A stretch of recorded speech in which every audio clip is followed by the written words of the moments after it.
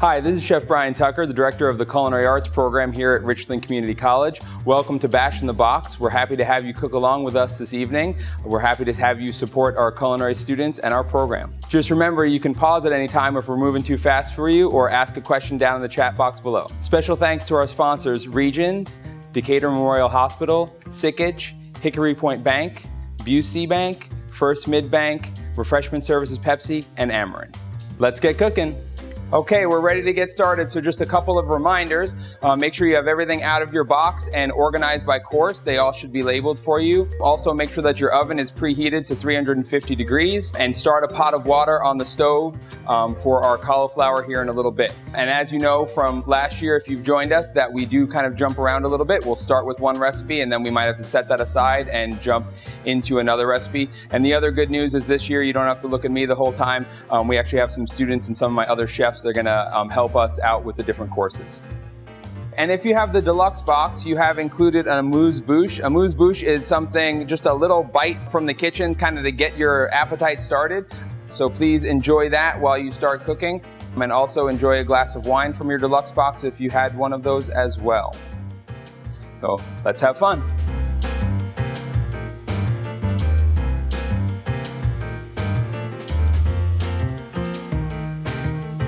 Okay, we're going to get it started. This is Chef Mike Stubblefield. He's going to be leading you through the bread pudding here for dessert. We're going to get that started. So the first thing that Chef is going to do is we're going to make the caramel. So he's going to take his heavy cream and we have the salt.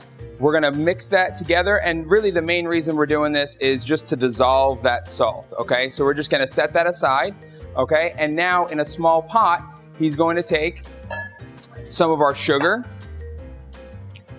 and then our water, our cornstarch, and our salt. Cornstarch is a little sticky in there, so be careful. The first one closest to you. Yep, there you go. Okay, and then we're gonna give that just a little bit of a stir, and we're gonna put that on the stove and set it on like medium-high heat. We're gonna make our caramel here, and we're going to let it cook for a while. So that's gonna be part of the bread pudding that's assembled. So we're gonna have to let that go on the stove about 7 or 8 minutes. So we'll wanna watch that as we're kind of preparing the rest of our dishes. Okay, so now what Chef's gonna do is he's gonna make the custard. So in a bowl here, he's gonna crack 3 eggs.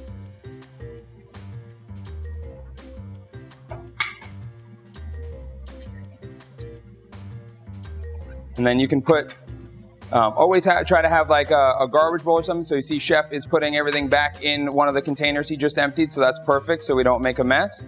Okay, and we'll take that. And then he's gonna whisk those up a little bit.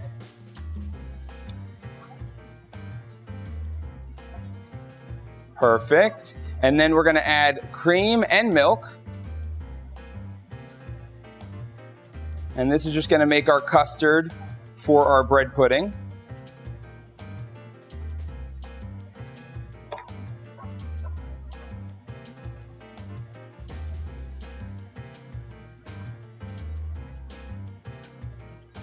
And you're just, whisking just to combine. Doesn't necessarily have to be, you don't have to do too much. And then we're gonna add brown sugar.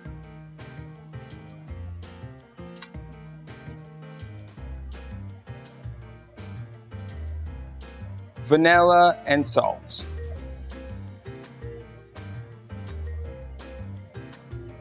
So as this cooks, those eggs with the dairy will actually help your bread pudding kind of set up and give that custardy texture for you.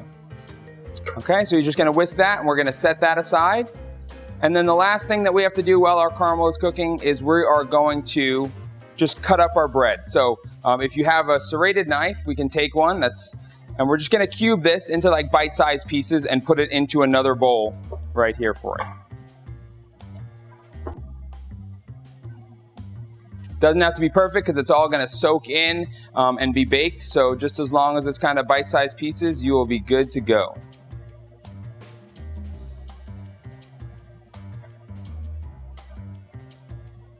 Okay, and let's take a look at our caramel here and make sure it's kind of coming along. So we're just kind of cooking our sugar, kind of give it either a whisk or kind of just move around the pan a little bit. and you're just trying to get to a nice amber color. We've all seen kind of caramel sauce, so that's kind of the color that we're looking at. So it's going to bubble a little bit. It's evaporating all the water, and then once it's kind of brown, we're going to set it aside and we will finish it off. Okay, and that is just so set aside your bread and your custard, and we will move on to the next thing while your caramel is finishing, and we'll come back and assemble this here in a little bit.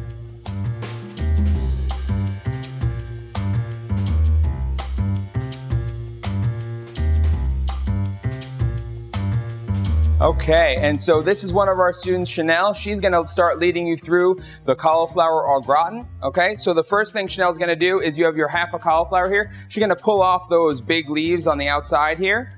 And then we're just going to cut it into small florets that we're going to be able to blanch and make our little au gratin. So it's like a little casserole, kind of cheesy cauliflower casserole. Okay, so you can see as Chanel, she's kind of breaking them apart a little bit. If you need to use the knife, you can cut them down a little bit more. But if not, you actually can just kind of break them apart most of the time and get them to small little pieces there.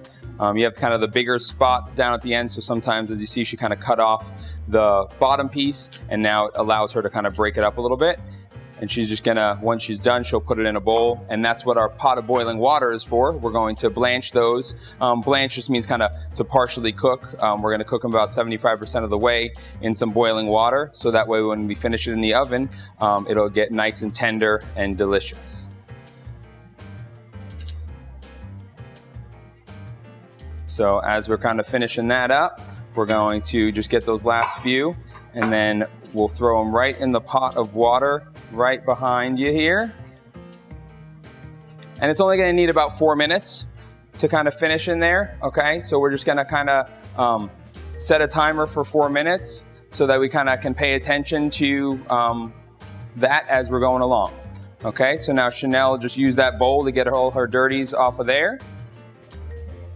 And the next thing that Chanel will do is she's going to dice half an onion, okay? And this essentially is just going to be part of the sauce that's going to be on our cauliflower. So we want fairly small, but it doesn't have to be perfect. So we're just going to cut it right in half, and she'll peel the onion. And then we're just going to dice it up. And you can be like Chanel and cry the whole time while you're going. You know, are you crying? Are you crying because I'm making you do this, or the onion? Okay. So the key actually, when people that cry with onion, so I have a built-in. I wear contacts, so it doesn't bother me as much. But yep, that's the trick. But also too, if your knife is sharp, it will help as well. So if you're using the knives supplied in the box, they should be nice and sharp for you. And then,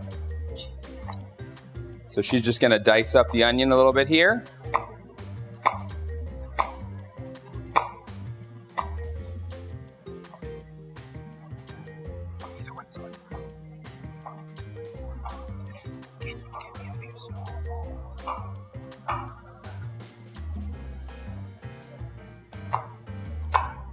Okay, so Chanel has our onion nice and diced. Okay, so now what we're going to do is we're going to make our sauce. Okay. Perfect. Just get rid of her mess here. Yep, not a problem. So in the pot on the stove that Chanel has, she's going to melt the butter for your sauce. Yep, no, in that one, yep. Correct. Yep.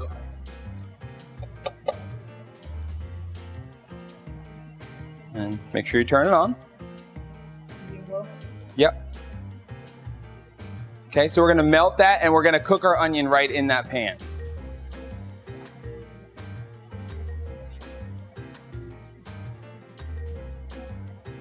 Perfect.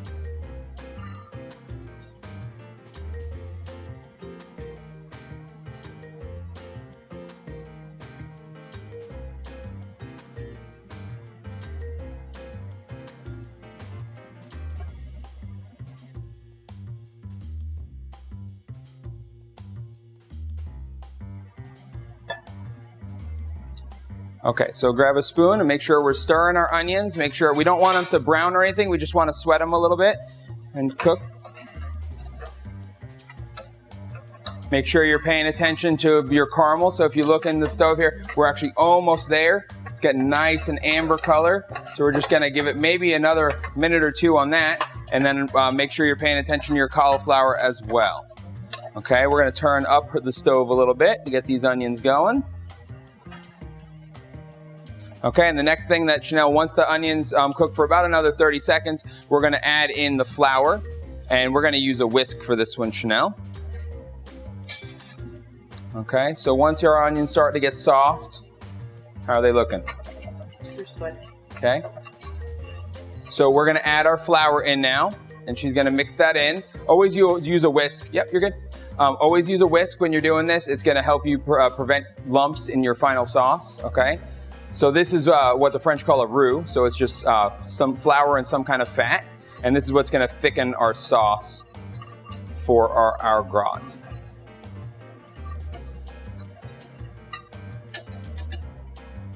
Okay, and while we're doing that, take a look at this caramel. We are gonna turn this off. We have this nice amber color. That is good to go, because it will carry over a little bit. Do not let it go too far, okay? So that looks perfect. So we're just gonna set it off to the side. We're gonna turn off the heat and just let it cool off, and we'll finish our sauce here shortly, okay? Now that Chanel has the onion and the flour in there, she's gonna add her milk. And as she's adding, she's gonna whisk. I'm gonna take the spoon out of your hand so you have two hands there. Okay, you good? So you're gonna whisk in the milk. And again, this will prevent lumps.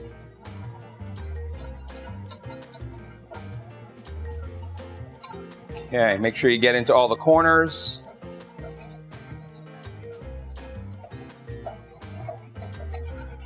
Okay, perfect. So we're gonna let this cook for a couple minutes. So the next thing we're gonna do is just gonna strain our cauliflower while we let that cook. So let's just turn that down to low, Chanel. Okay, perfect. And then grab your strainer from over there. No, just the strainer, yep. Okay. And you're gonna take your pot of cauliflower and you're just gonna strain it, okay? So we're just gonna dump this. Be careful, the steam is hot and will burn you if you're not careful, okay? So there you go. And then we can just put it right back into this pot for right now, just like that. And we're just gonna keep it aside until our sauce finishes. And we'll assemble this in a couple of minutes when our sauce is done. Richland has always been like that school, like I've always heard about Richland. It's always Richland, Richland, Richland. I'm like, okay, try it out then. And I'm here. So Richland's a great school, so try it out. What brought me here is my family and my kids and my best friend are literally like the only people has been like, you know, that little voice that's always back here that keep telling you to do something, that's them. So I was just like, okay, whatever, might as well go do it. And now I'm here and I enjoyed every ride that I took. It was exciting. I really liked it. The advice I would have is enjoy it. It's not just all work. It's something you learn from and you play. Like, it's best of both worlds. You can't just come in and just be like, oh my gosh, I'm just working. No, you're learning and you're having fun. It's exciting. Go for it. After graduation, I plan on getting a food truck and getting a restaurant. Thank you to all of you who supported us in the culinary program. Salud.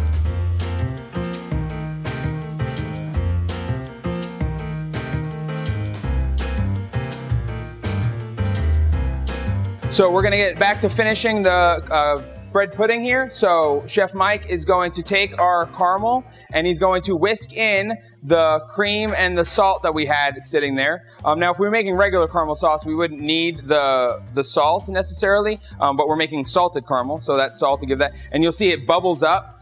It's because that caramel is so hot, so just make sure you whisk it and incorporate that heavy cream in there. And we have a nice salted caramel sauce there. So Chef will put that aside.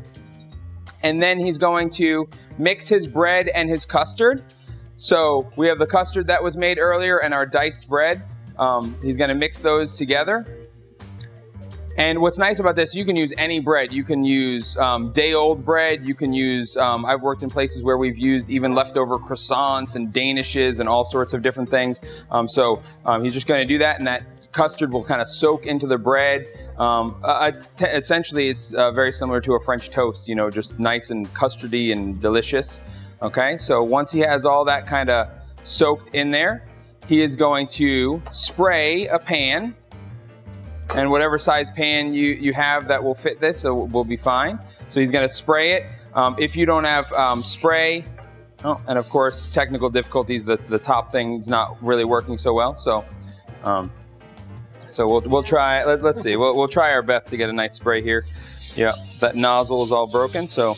Okay, if you can't use spray, like we apparently can't, you can butter the dish a little bit like you would with any, a cake or something like that. That would be fine. So now Chef is going to spoon half of this custard and bread mixture into the pan.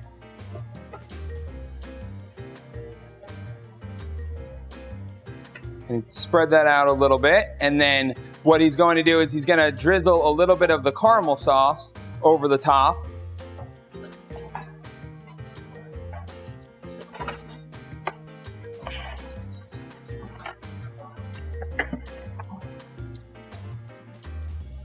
Drizzle a little bit. So you get that salted caramel kind of in the middle. It's going to drizzle that. And then we're going to put the rest of the custard on top.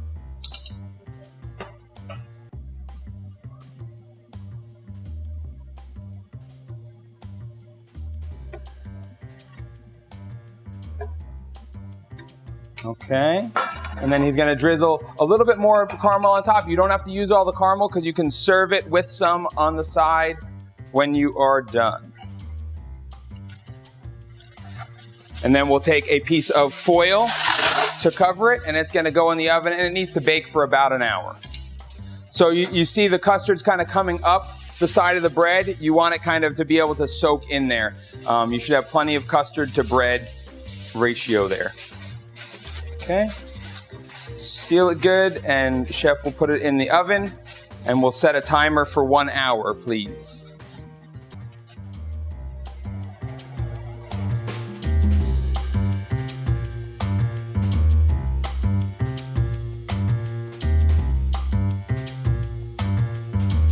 Hello, I'm Chef Instructor Brian Kalata, and the next recipe we'll be preparing today is the goat cheese, spinach, and sun-dried tomato stuffed chicken breast. You're going to want to start by putting your oven on 350 degrees, and then you're going to need a stainless steel bowl. We'll start by putting the basic ingredients for the stuffing together, which once is a combination of sun-dried tomatoes that are cut into julienne strips. We have our goat cheese. We have some baby spinach here that's been cleaned and destemmed that we're going to toss in with this as well. To that, I'm going to add a healthy pinch of salt, a pinch of pepper, and then using a garlic press, I'm going to take roughly 2 to 3 cloves of garlic and press it one at a time.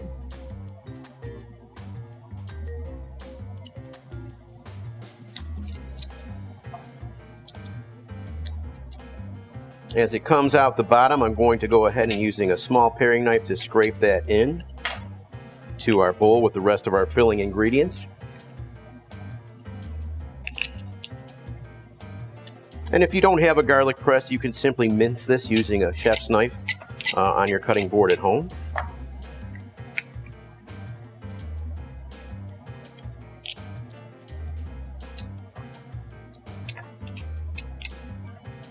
Okay. We're going to want to take this mixture and kind of stir it to combine.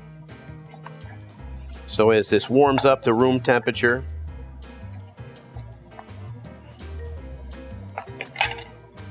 we'll get the goat cheese, the sun-dried tomatoes, the salt, the pepper, and the garlic to kind of all come together here.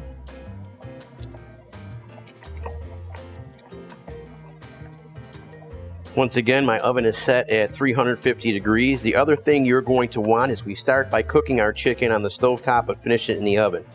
So if you don't have an oven-proof saute pan, you may want to find a separate pan, maybe a small hotel pan or something that we can transfer the chicken in once it's browned up into the oven to complete the cooking process. So once again, like I said, slowly coming together to combine.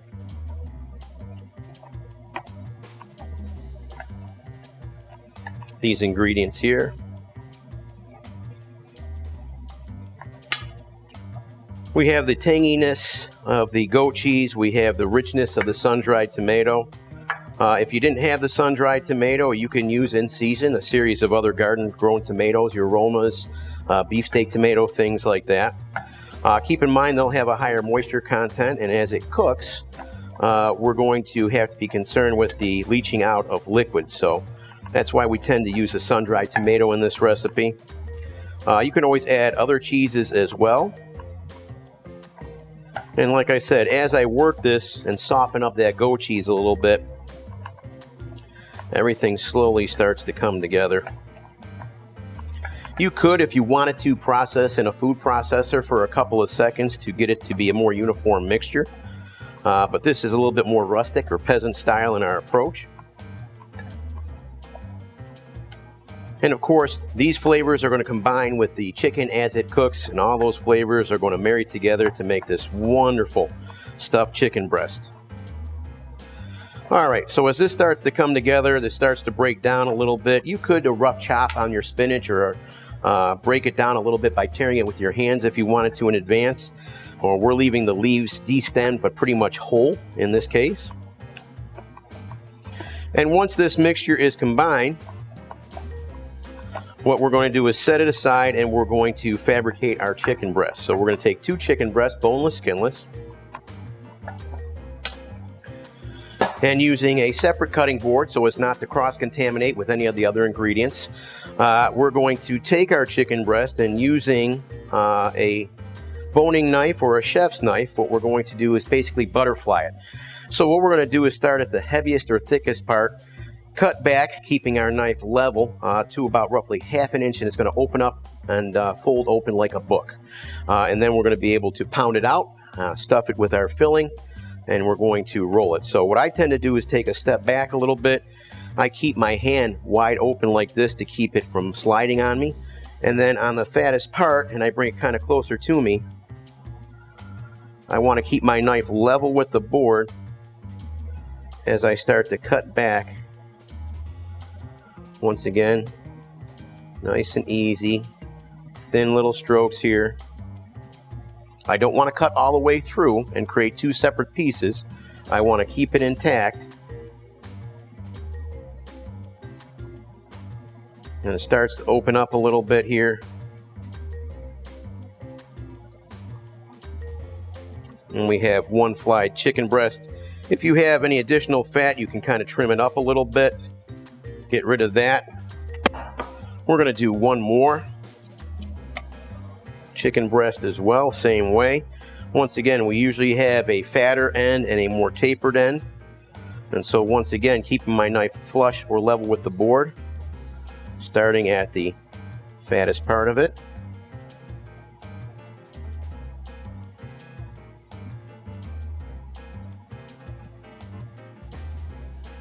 I got these nice kind of long wispy strokes. I don't use a serrated knife. I don't want to saw or hack at it. What I want to do is just kind of open this up a little bit.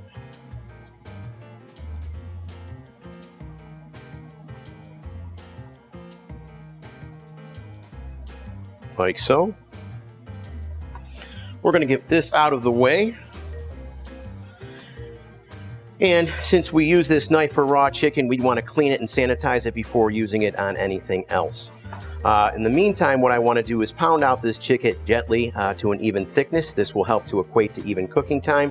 You should have a meat mallet of some sort in your box or your kit. You'll notice there is a flat side and there is a textured side. I'm going to use the flat side. And because this muscle tissue is rather tender, I'm not looking to apply too much pressure.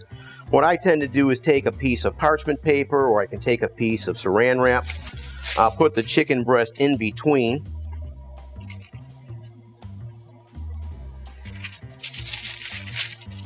And then what I'm going to do is simply tap down to, at its thickest part, kind of get a nice even thickness throughout the chicken breast.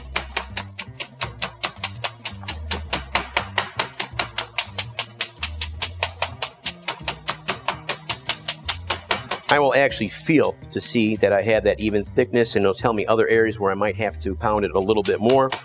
But you notice I'm just kind of gently tapping. It would be easy to tear this chicken apart if we try to apply too much pressure. Have to kind of be careful about it.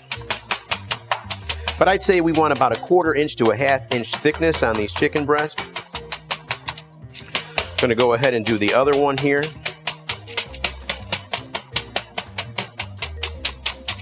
The other thing is, as I'm pounding it, you can see that the chicken is thinning out and expanding to the sides, making a little bit bigger surface area for us.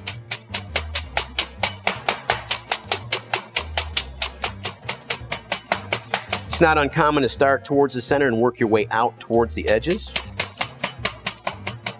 But I want to be careful, because if I put too much pressure during the using of the meat mallet, I can start to tear parts of this chicken, which I'm trying to avoid.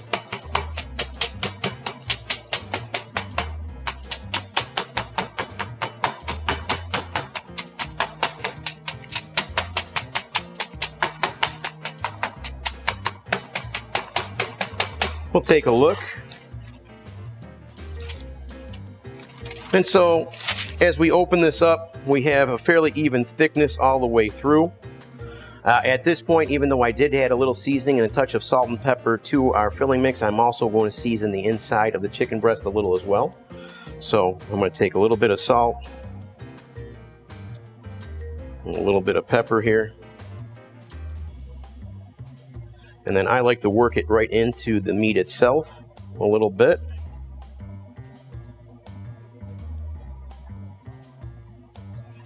At this point, I'm going to look to put some of our filling in the center.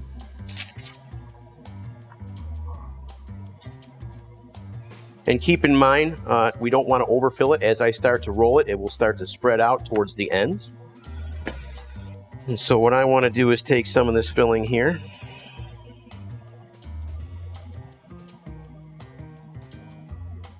Going to make a nice line of it here.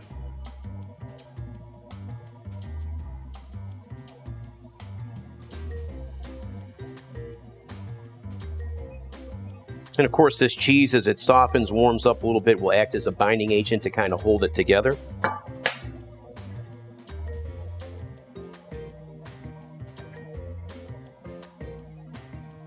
What I'm looking for is have a good amount of the spinach, the sun-dried tomatoes, and the goat's cheese in each one of these chicken breasts before I roll it. I actually have enough filling here to probably do a 3rd or a 4th chicken breast if I wanted. So I have every bit of 2 to 3, maybe 4 tablespoons of filling in each one of these before I go and roll it, and then kind of making a little bit of almost a cookie dough log shape. What I'm going to do is then roll it, and then I'm going to fasten it with toothpicks to keep it from coming apart, as we will go ahead and start to sear this in a saute pan before transferring it to an oven to finish the actual cooking process. So I'm going to go ahead and get this out of the way, and then what I want to do is take this chicken breast and simply folding the filling inside, I'm going to go and leave it seam side down. Same thing with this other chicken breast. Almost like doing a sushi roll.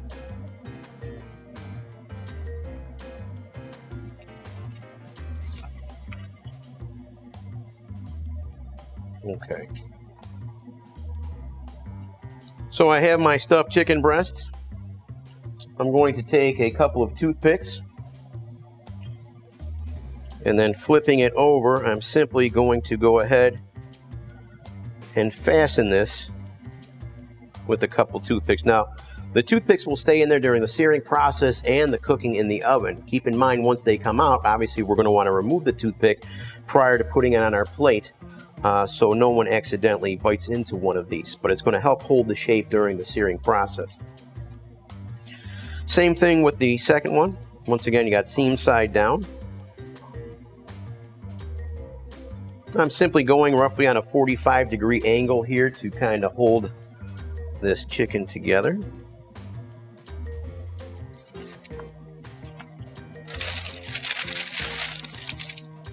All right. Now, while those are ready to go, I will need to take and put roughly 1.5 to 2 tablespoons of oil in the pan, just enough to coat the bottom. We don't want too much oil. We're not deep frying this. We're just going to have enough fat to kind of get a nice golden brown sear on all sides before transferring into the oven.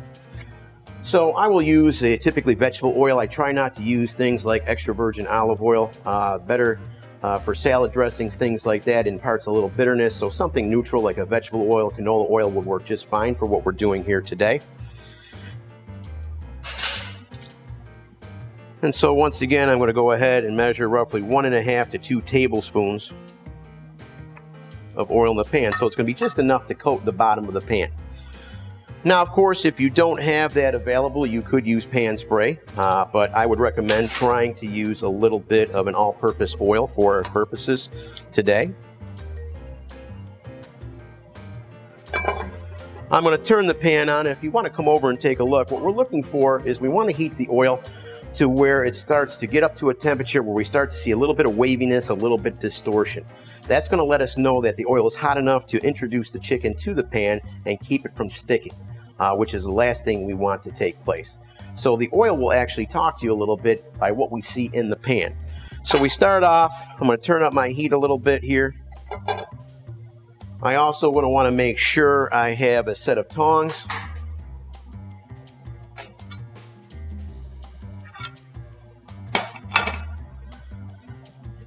And in this case, when that oil comes up to temperature, I'm going to go ahead and sear what's known as the presentation side. So it would be the side face up to the customers. So opposite of where the toothpicks are and the seam side, this is going to be my presentation side. That will be what goes into the pan first. And I do that because what happens is once the metal in the pan gets hot, it starts to heat the oil in the pan. What comes in contact with it first is what's going to get the nicest sear or the nicest, deepest golden brown color. So right now we have our chicken breast ready to go. I'm simply waiting, and it's already starting to come up. If they focus in with the camera here, they'll get a chance to see a little bit of waviness, a little distortion. Lets you know that that oil is heating up rather quickly, and it's safe to go ahead and introduce the chicken to the pan to keep it from sticking. Now, when we go ahead and introduce this, we don't want to drop it in. Obviously, it's hot fat. We don't want it splattering, burning the person cooking and the person standing next to us if we're cooking along with someone making this recipe. So you can use your hand or tongs and gently lower it into the pan, allowing for the fat to be displaced in the pan without splashing back and burning somebody. So as we take a look here, you can see this waviness and this distortion in the pan. And so what I'm going to go do is take it and once again just... And we can hear that. Remember,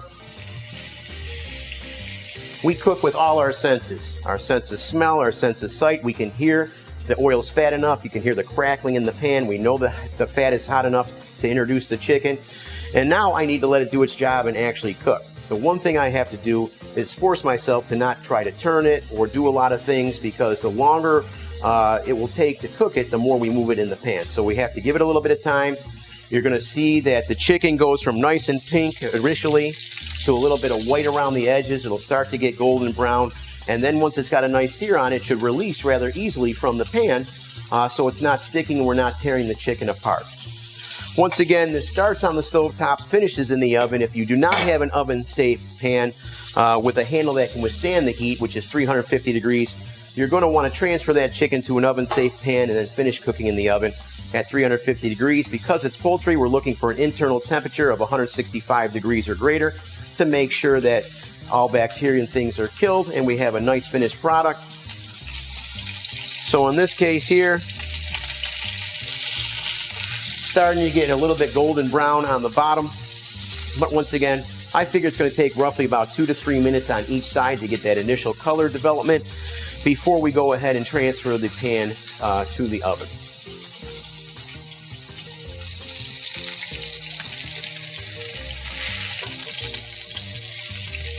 So as I go ahead, I'm going to turn this over. We can see we have that initial golden brown on the top or the presentation side.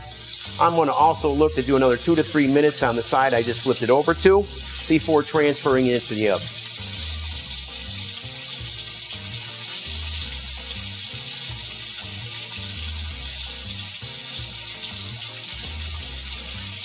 You can see the green of the spinach, the red of the tomatoes, the white of the goat cheese.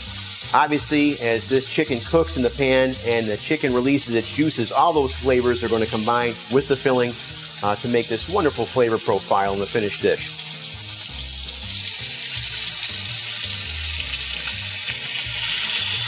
Going to turn it on its side. Now, this is combustible. There's a lot of heat. If you were to agitate this pan, it could have some flames pop up a little bit. So I'm being very gentle to turn it a little bit at a time. Trying once again to get that sear on all sides before introducing it into the oven.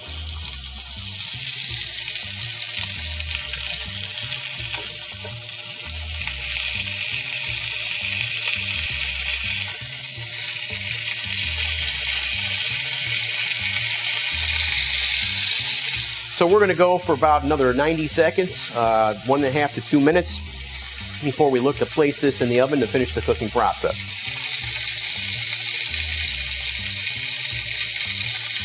You can smell it. It smells terrific.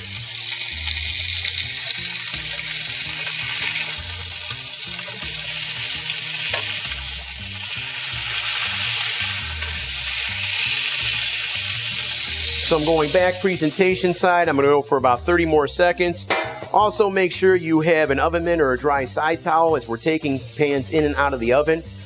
Sometimes we'll forget, go to grab that handle, which is going to be extremely hot. Once again, the oven is at 350 degrees. You want to make sure it's not wet. If you do have a wet towel, what will happen is that heat will turn that to steam, can cause a burn, so we want to avoid that obviously. So oven mitt, dry side towel to make sure we're taking our pan in and out of the oven, keeping everyone safe is the way I would approach it.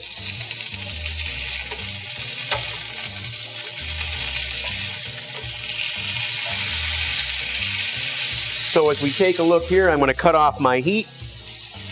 You can see we have a nice golden brown sear to the top of the chicken roulade, which is our presentation side. And at this point, I'm going to go ahead and put it in the oven to finish the cooking process.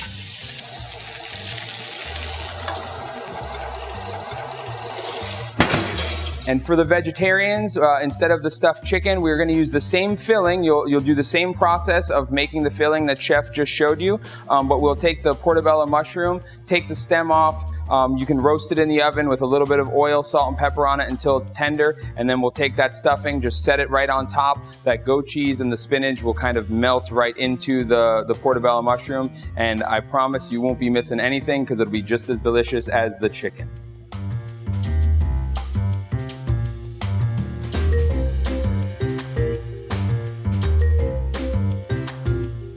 So we're going to move on. We're actually going to start making your winter panzanella salad. I have student Scott here. He's going to lead you through that. So we'll kind of get going. So the first thing that you're going to do is you're going to take your diced butternut squash.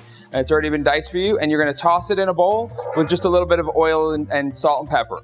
So we're just going to get this roasting a little bit. This will be in our salad. A nice kind of roasted squash. You'll have arugula and dried cherries and some really good flavors in there. So just a little bit of salt and pepper.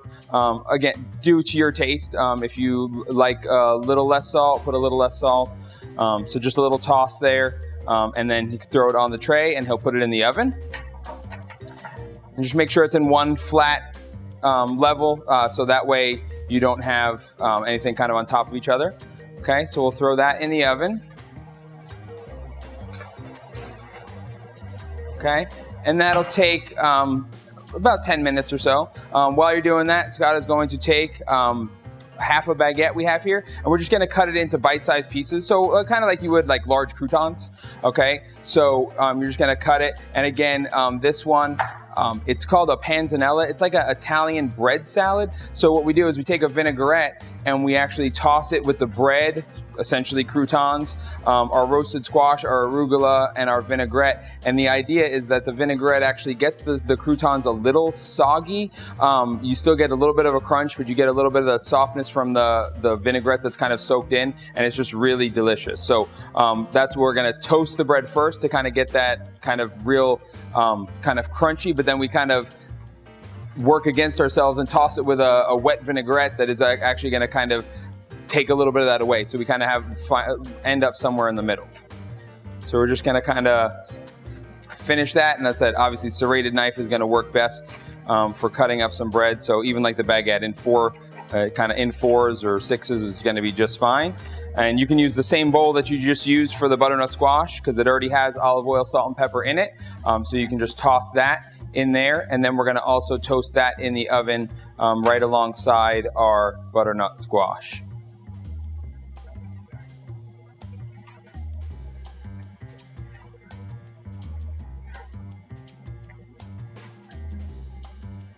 And really any bread would do. The crustier breads work really well, but whatever you have would work. If you were using a softer bread, I would just toast it more when you were making the actual crouton. But the baguettes or ciabatta or even like a focaccia, any of those would work just fine. So he's going to throw that in the bowl now. And again, just oil, salt, and pepper. And that's going to be it.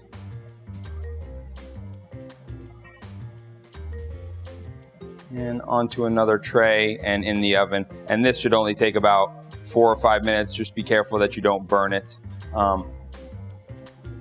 You'll be all set. Just a little toss. And then into the oven as well. And we're going to make sure they're in one flat layer there, Scott. Perfect. And in the oven. Okay. That is good for the panzanella. We'll come back and make the vinaigrette and assemble the salad here in a little bit. This is my first year, my second semester. I've been in the culinary industry for just about 10 years, and I just wanted to further my education in it and really learn like the background and like chemistry of cooking and just like really like round my education when it comes to culinary. I think one of the interesting things that I've learned is just kind of like learning about like what a community will and will not eat, because there's like certain dishes that don't sell quite as well as other ones.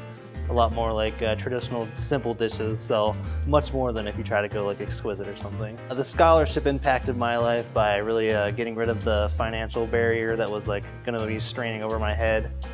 Just being able to focus fully on school without having to worry about finances. Ideally, I think I want to open a food truck at some point, either that or maybe look into teaching myself. I think passing down knowledge would be super cool and a lot of fun. Thank you to each of you who have had an impact on my life. Cheers.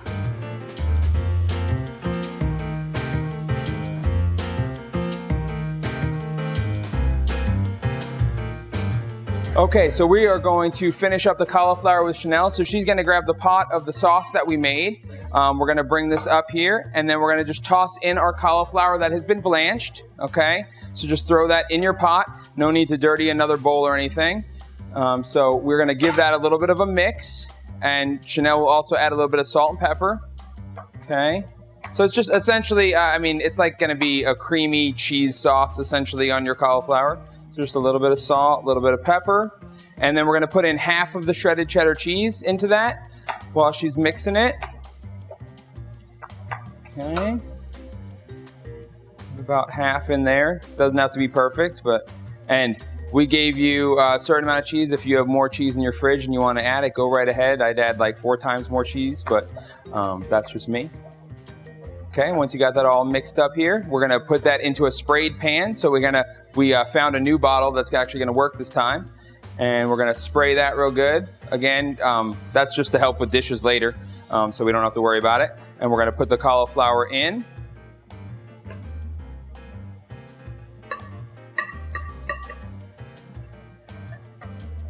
And we're going to spread it out just a little bit. That pan's a little bit bigger than the amount of cauliflower we have, so we don't have to go all the way, but we're going to top the rest with the shredded cheese.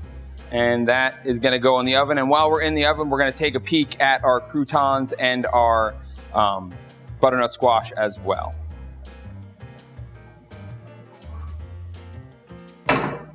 Okay, so you can go, let's take a peek at these, and you can go right in there.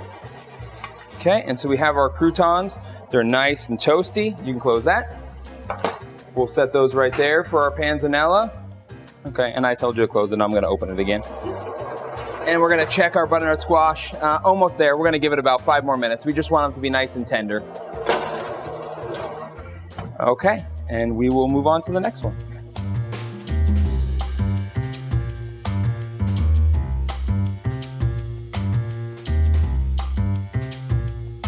Okay, the next thing we're going to work on is our couscous. I have Michaela here. She's going to help walk us through this. So the first thing she's going to do is she's going to dice up an onion. This should be the other half of the onion that you had for your last recipe. Okay, so she's just going to do a dice, and it's going to be in our couscous, so you don't want it to be too big, but it doesn't really matter. It doesn't have to be the super minced or anything like that.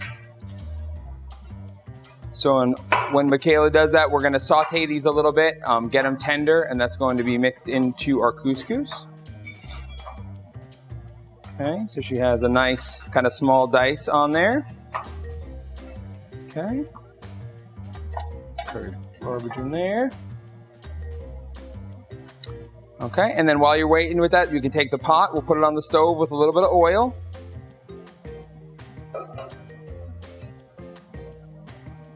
Turn that on, and you want your oil to, just like Chef described with the chicken, you want your oil to warm up. We don't want to put food in a cold pan with cold oil, so just give it even like 30 seconds just to warm up, so that way when we add it into the pan, you start hearing that sizzle. What we are trying to do is actually sweat the onions. We don't want any color. We just want, so saute is when we want caramelization and then to turn brown. We just want to soften the onions, and that's something we call sweating. So as soon as, now Michaela can put that in the pan.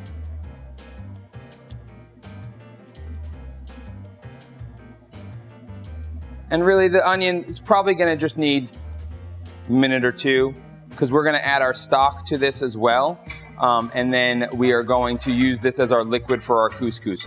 Couscous is a small grain that we actually, it's super easy. All you do is heat up water, equal amounts, 1-to-1 ratio of couscous to liquid. And once we heat up the liquid, we're actually going to turn it off, add the couscous, cover it, and let it set for 5 minutes, and it's done. It's already cooked.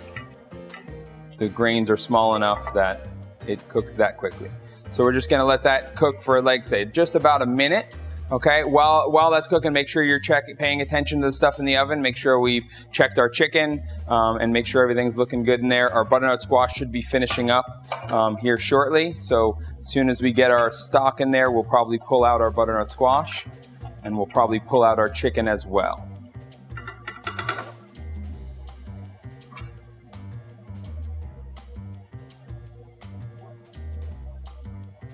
Okay, so we'll give it about another 30 seconds, and then we'll add our stock. And this is a mixture of vegetable stock and a little bit of water.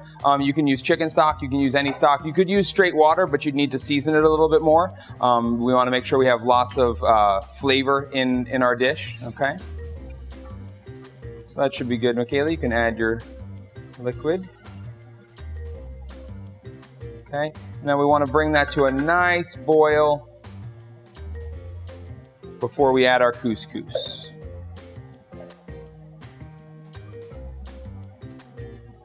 Shouldn't take that long because there's not much in there. So it's probably about a minute or so. Okay, so while we're waiting for this to come up to a boil, we're going to check in the oven. Our chicken should be about ready. As we pull it out, we have some nice caramelization. See the nice sear that Chef got on there? You see the stuffing is staying in there. So we're gonna set this aside, keep it warm. You can put a piece of foil over it or something, so that way we're ready to go. Set that aside. Then we're also gonna check our butternut squash. You can see we start getting some caramelization. So this is ready to go. They don't need to be falling apart, mushy. We want them to have a little bit of bite to them. So these are good to go. And then lastly, let's check our cauliflower. Lots of stuff in the oven, guys. And look, we have some nice color here. And we'll close the oven. We have a real nice. So what I would do is just kind of start setting this stuff aside and keep it warm until we are ready to serve, okay? We're almost there. So you can see our stock is almost to a boil. So maybe it was more than a minute, TV time, it's hard to tell sometimes. So we got another, almost there. Starting to see a little bit of a simmer. The key is really to be at a good rolling boil, because that's the heat, the residual heat is the only thing that's going to cook the couscous.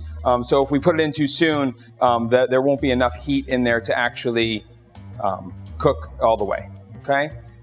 So I think we're pretty close. So if you would grab the couscous and you're just gonna mix it in there, grab a spoon, yep. So just kind of stir that in.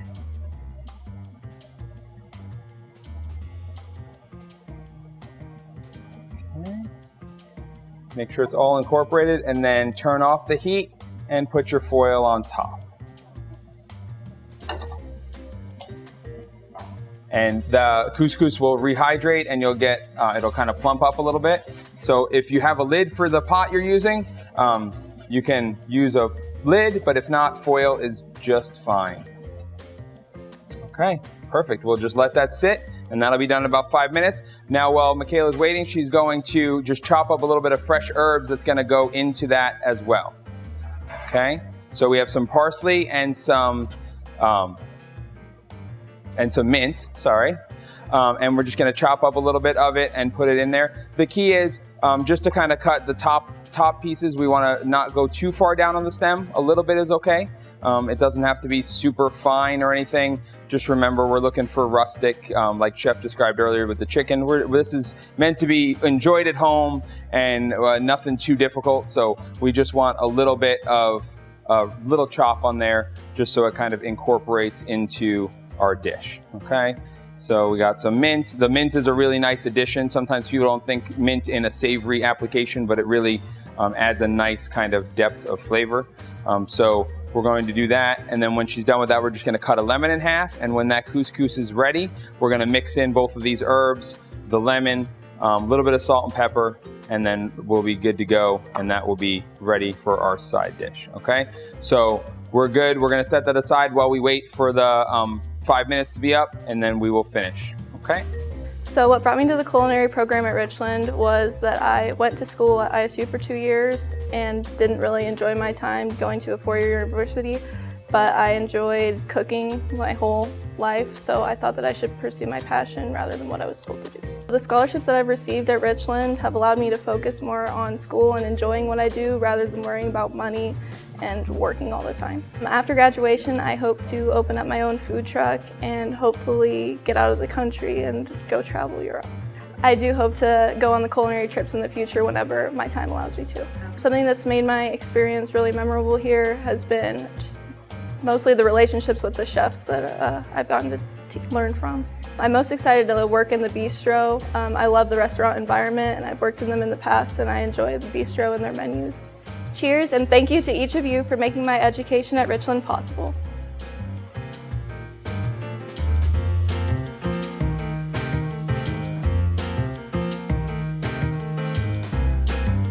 Okay, so we are going to pick back up with the panzanella. So we have, Scott is gonna slice a little bit of red onion. We only need about a quarter of that red onion. It's a fairly large one. But again, you could put as much or as little as you'd like. The couscous is nice. It can sit on the stove after 5 minutes. Nothing's gonna happen if it sits longer than 5 minutes. So we're just gonna do that. We're gonna kind of finish up our salad here, so then we can finish our couscous. But other than that, we're on the home stretch. Our bread pudding should be about done in the oven. So we got about 5 more minutes on the bread pudding. So it should be good. We'll check it here after we have the panzanella, and we should be good to go. So we have some red onion there.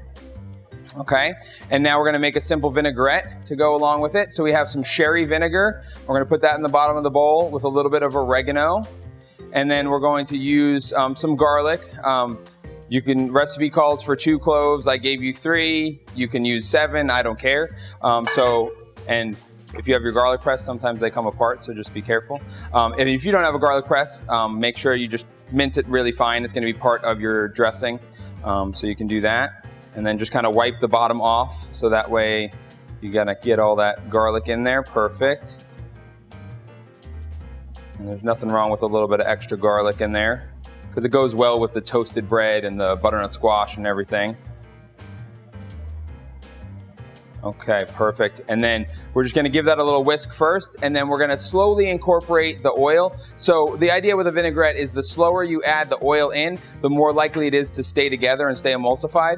So you're just gonna kind of drizzle it just a little bit. Now, if you just dumped it all in there, you just have a vinaigrette that you have to shake before you used. It would just separate, which is fine. But if you ever see one that stays together, it's because you take just a little bit more care and a little bit more time to kind of whisk it in there. What you can do too is as you get more oil in there, it will accept the oil quicker. So as you have about quarter to a half of the oil in there, if you do speed up, it won't separate. And now if you added something like Dijon mustard or some kind of other emulsifier, it would also help you stay together even more. But we don't really care that it stays together. We're going to toss it. By the time it's on our salad, it will not be an issue. So then Scott's just going to put a little bit of salt and pepper in there. And then we're going to assemble our salad. Okay, perfect. Give that a little stir. Okay, so we're gonna in a big bowl. We're gonna put, and this could be even done in your serving bowl. Doesn't matter. So you're gonna toss some arugula in there, and then we also have some dried cherries and some pecans. The arugula gives a nice kind of peppery taste to it as well. I like that. And then behind you, Scott, you have your butternut squash and your croutons. So let's toss both of those in there. Be careful if they're hot. Make sure you grab a towel. When we work in the kitchens, a lot of times we grab hot things and don't even think about it. So throw the croutons in there, and so you see a nice color. We have the orange, bright orange from the butternut squash. We have the green. We have the red from the cherries. The red onion you can throw in, and then we're just going to toss that all together.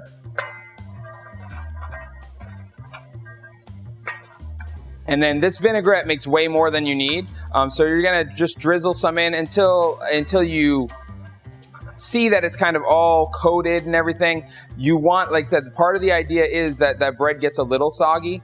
We don't want all of it. I would say maybe half of this vinaigrette would be good, but that's probably good right there.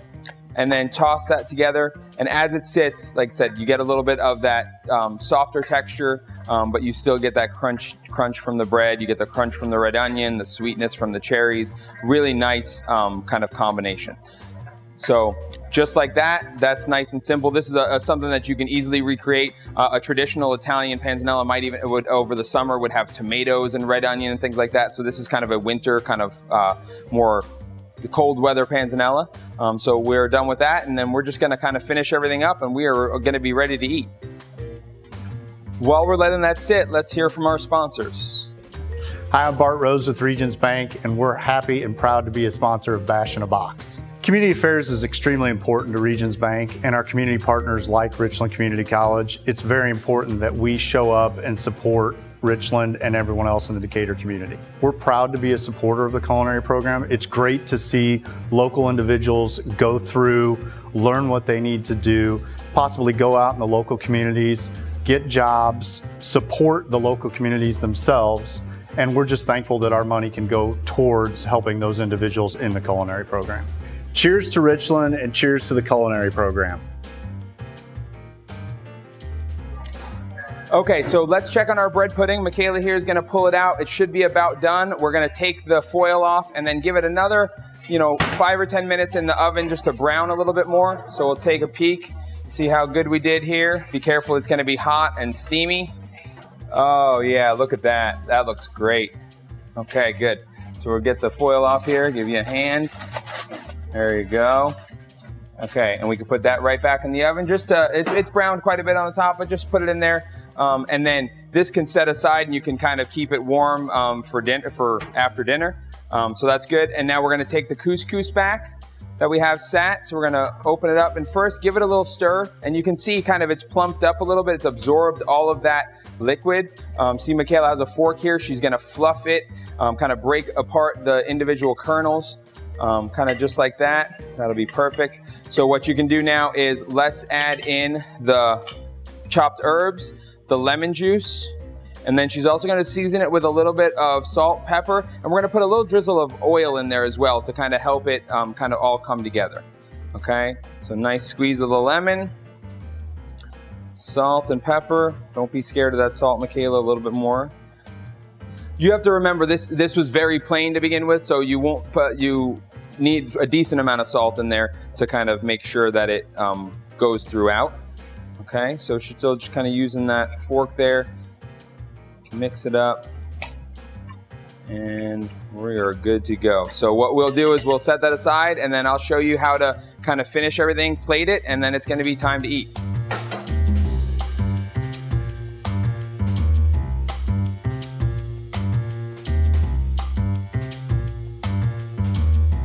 Okay, so we're just gonna finish everything up.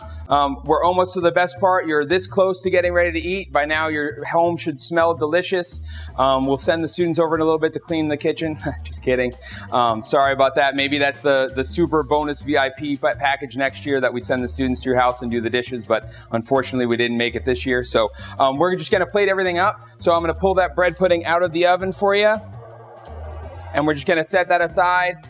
Again, you can keep that nice and warm. At this point, you can actually even turn your oven down and just keep it warm in the oven if you'd like. Just turn it down to like 150 degrees, or if you have a warming setting on your oven, you can kind of leave it like that.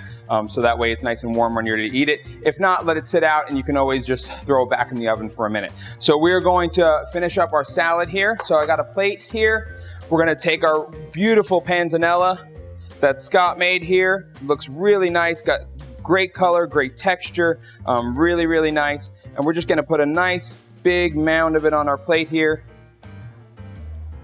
And now, as you can see, the recipes that I put in the packet say that they make for 2 portions. Clearly, you have a lot more than 2 portions, but want to make sure that you have plenty and you can share. These recipes are made so that you can recreate them, do them over again, swap some things out. So we have the nice panzanella here.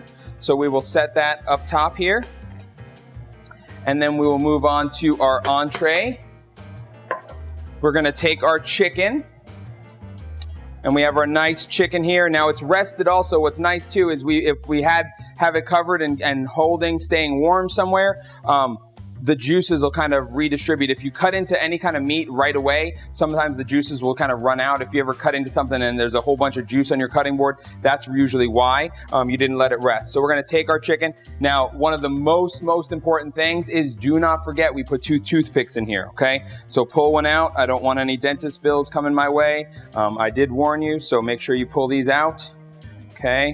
And then we're just gonna give it 2 slices on a bias, okay? So we can see that filling.